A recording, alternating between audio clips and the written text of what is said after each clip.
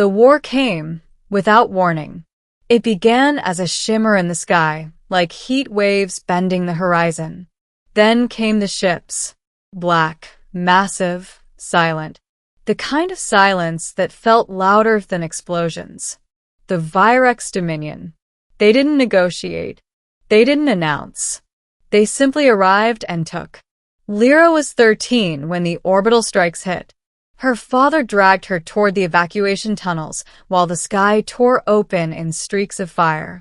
Buildings collapsed. The air burned. "Stay with me," he shouted, gripping her hand. But chaos has a way of rewriting fate. A surge of panicked civilians separated them. Lyra stumbled, fell, and when she looked up, he was gone. She never saw him again. She never saw Kale again either. By the time the Galactic Alliance pushed the Virex back, Erinder Prime was a graveyard of ash and memory. And Lyra Vance became something new. Chapter 2: The Commander. 15 years later, Commander Lyra Vance stood on the bridge of the Aegis Resolute, watching the stars drift past like ghosts. She had become exactly what the war demanded. Sharp, disciplined, unbreakable. "Commander," her lieutenant said, snapping her out of thought. "We've received a distress signal from Sector 9. Source? Unclear. It's scrambled, but it's Alliance encryption." Lyra frowned. "Patch it through." The audio crackled, distorted and fragmented. "If anyone can hear this, they're coming, we can't hold them." Then a pause. "And a name." "This is Captain Kale Orion."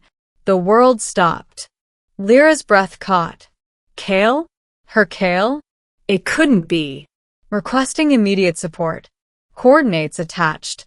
The transmission cut. Silence filled the bridge. "Commander?"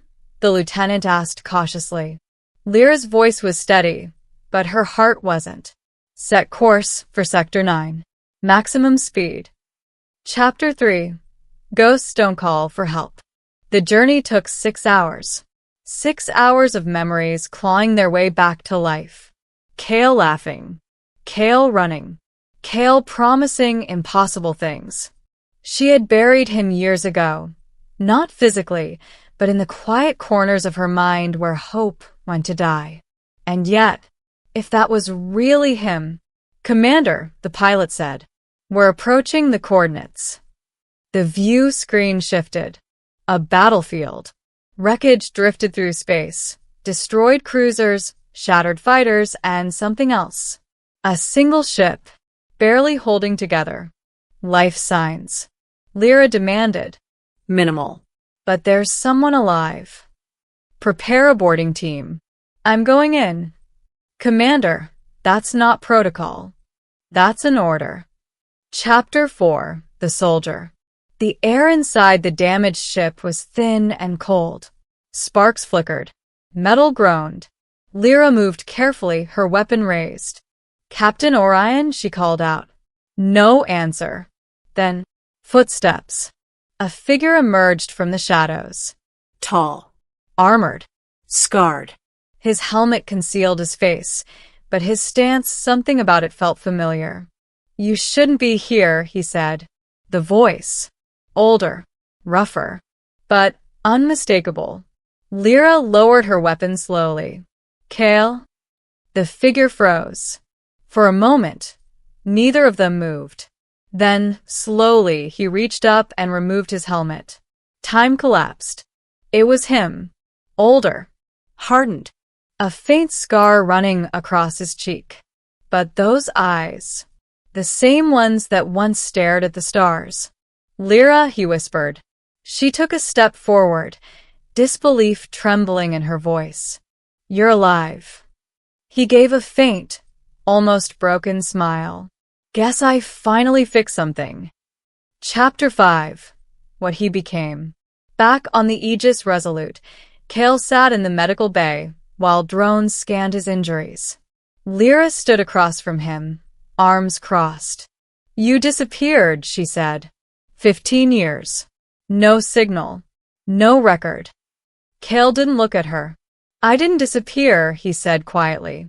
I was taken. Her expression hardened. By the Virex? He nodded. They didn't kill me. They changed me. Lyra felt a chill. What does that mean? Cale hesitated.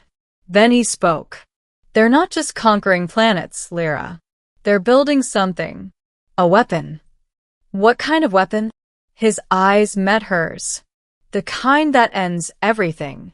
Chapter 6. The Truth of the Virex.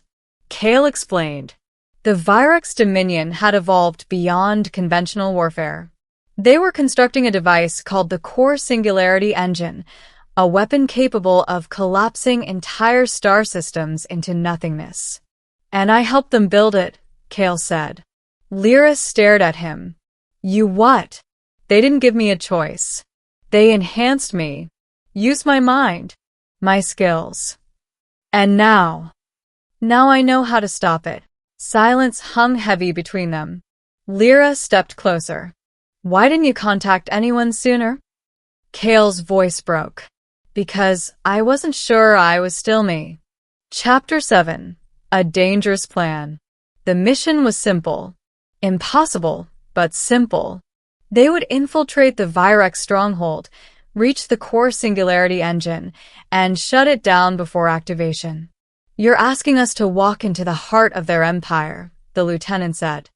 Cale nodded. Yes. And survive. Cale glanced at Lyra.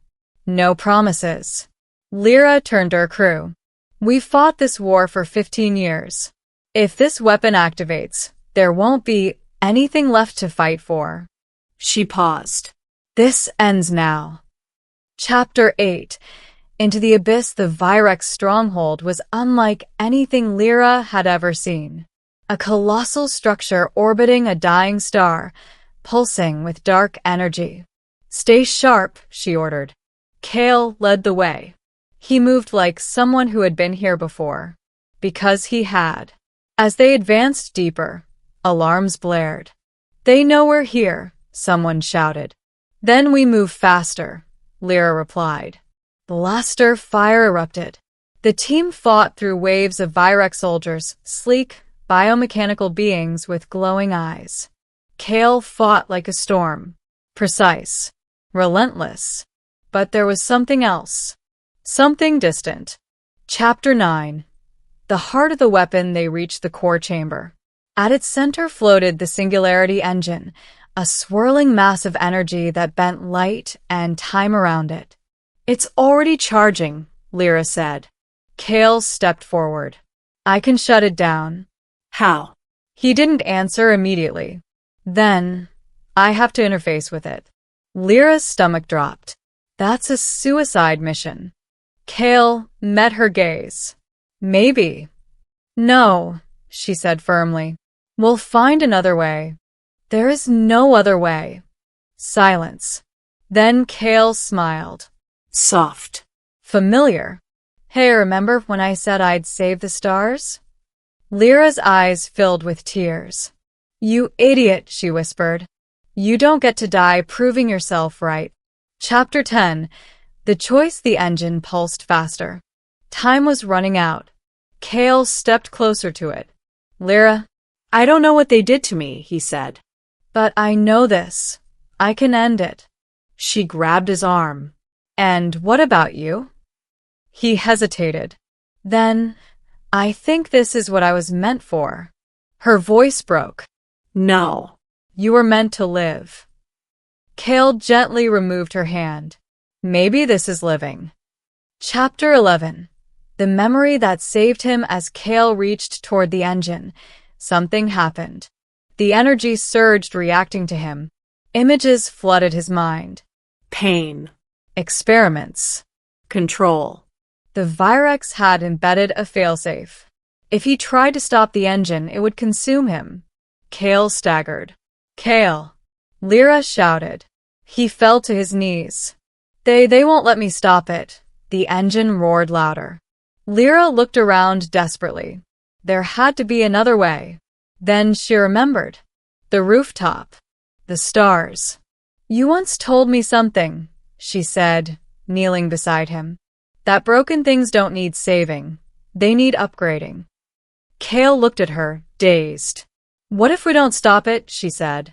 What if we change it? Chapter 12. Rewriting fate together, they approached the engine. Kale guided her.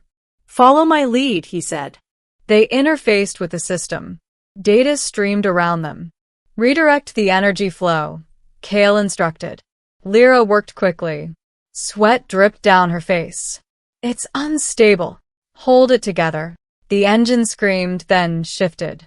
Instead of collapsing inward, the energy dispersed outward, harmlessly dissipating into space.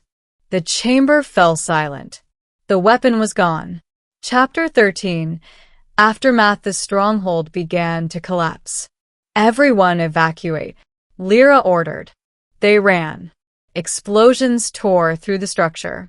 At the last moment, they escaped aboard their ship.